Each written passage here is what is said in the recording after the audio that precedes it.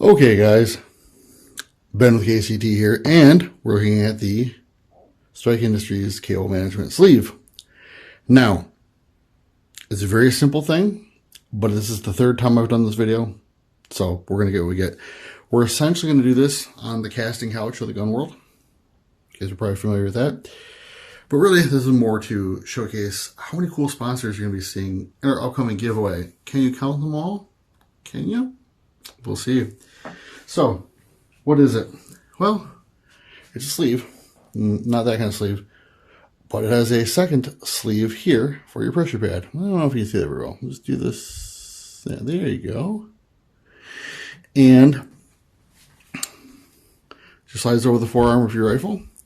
So your rail or your, whatever you got going on there. And then you just slide your pressure pad in there. And then, yeah, you can just turn it on turn it on. You get turned on. You turn the lights and kill the headlights and put it in neutral if you want to do. So, mixed bag. So, here's the thing. The stitching's kind of shit. And this is just, like, it's been on two guns. So, sometimes it's a little loose. So, the key to fixing, Jesus Christ, the key to fixing that is turn it inside out, and then your pressure pad will be pressed up against your rail tighter than if it was on the outside, right? Flicking your bean. Okay, so we have that there, and it's pretty stretchy to accommodate most girth of guns. But let's take a look and see what kind of guns we put it on and what the issues with mounting it was. And I will give you my surprising recommendation on whether I think you should get one or not in just a moment.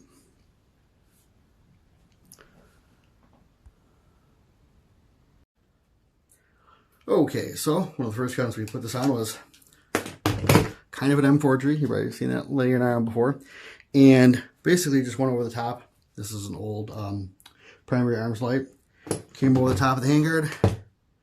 And then I put a little rail section there because this B5 handguard is very, very close to the gas tube. That should keep it cool. And then ran it down towards the bottom there. And that gives me the ability to go ahead and activate that light without really breaking anything on my master grip. So, that's pretty simple. Slid right on there. And, sometimes you want to put more stuff underneath it. In this case, there's this rail here that I just put in there to give it a little bit more snugness. And there's nothing for it to really catch on. No wires that it really has to manage more than just that one. So, nice and easy.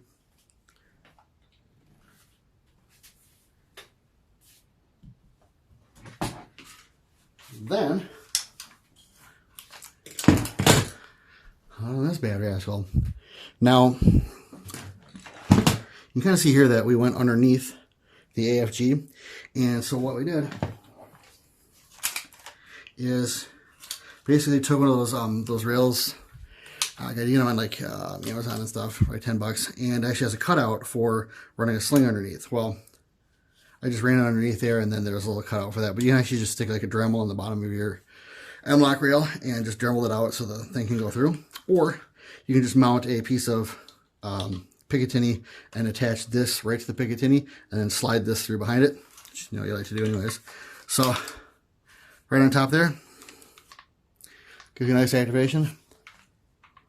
Oh, it's good response. Yes, please. And yeah, I don't have to change my grip too much over the top there. So that one wasn't too bad.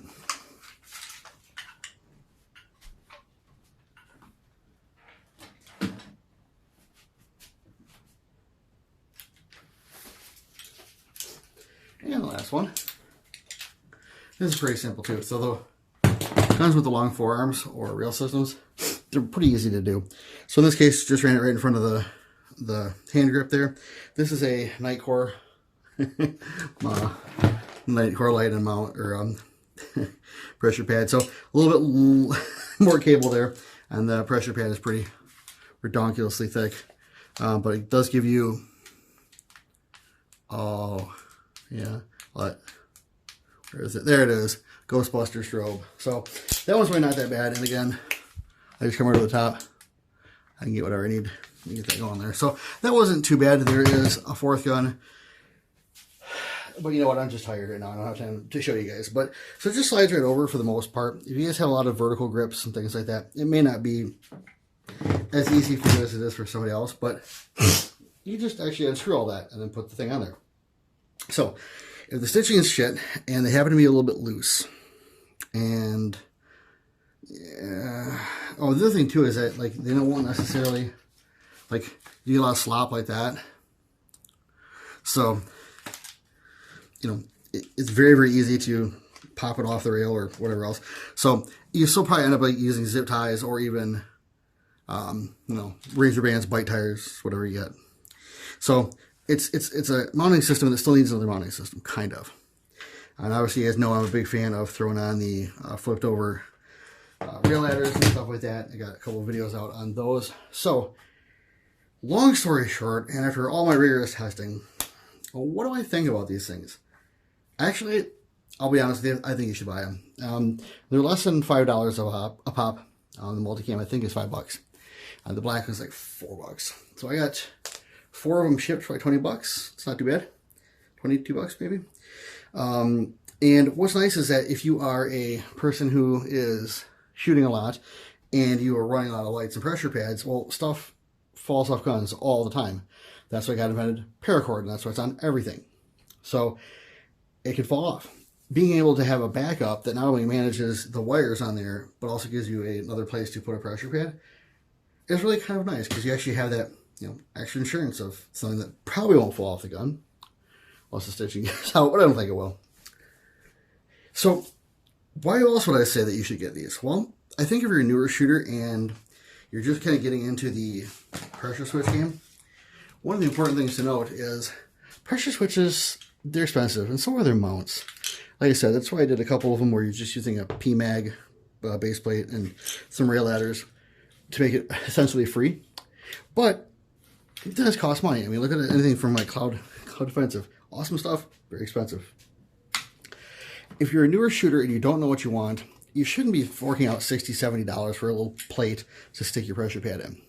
Plus, you might change lights, and then you'll have different size pressure pads. So something that works on your Streamlight today may not work on your tomorrow. It's just a fact of life. So being able to go, I want this, and I can try pretty much any kind of weapon-mounted light with a pressure pad, and then I can put it anywhere I want. If you're lucky, you're the right girl. That is very helpful too, because they're like, hey, you know what? I don't like it on top like this. Ooh, spicy. I like it over here, so I can just. Yeah, great. Well, yeah, there you go. So I think it's a really good thing, especially like I said, for newer shooters. If you're getting into the pressure switch game, which I kind of am after years of just clicky tail cabinet. But see, here we are now, like, over here, like recommending this is like falling out. But yeah, there's some limitations to the system, quite obviously. Yeah, I think that's good. That's good. But yeah, being able to put the pressure switch anywhere that you want means that when you actually go ahead and drop the coin on a big expensive piece of equipment, you already know where it's going to go. You already know where it's going to be, and you don't have to question yourself, your sanity, you know, which way you swing. Doesn't matter. You can just stick it right in and put it right on. God, it's late. Anyways, the other thing that's nice too, and I didn't cover this earlier, is you can put it where someplace that you shouldn't put it. Okay, well, there's not really a place like that, but anyways, if there was, like, you could put it here where there's no rails, or there's not meant to be any rails. So you could do something and tuck it in, kind of tuck it right underneath there, in places that you normally couldn't stick it. So that gives you a lot of options where if you're maybe like, your gun's kind of more like a missionary gun, where you can't really go anything other than anyways, guys, so I'm going to go ahead and wrap this up. I do think that you should buy them. At least get a couple of them.